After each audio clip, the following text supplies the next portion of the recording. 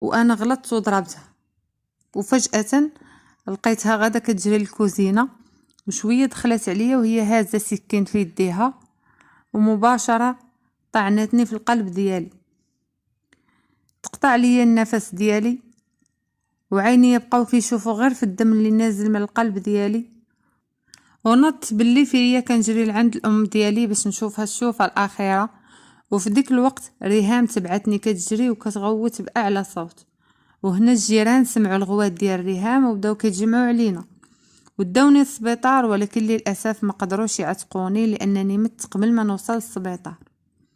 الجيران بلغوا البوليس وجاو شدوا ريهام واعترفت وعاودت لهم كل شيء بالتفاصيل، وهي ندمانه بزاف وقالت بانها ما كانتش قاصده، وبقاو شادينها باش يحقوا معاها.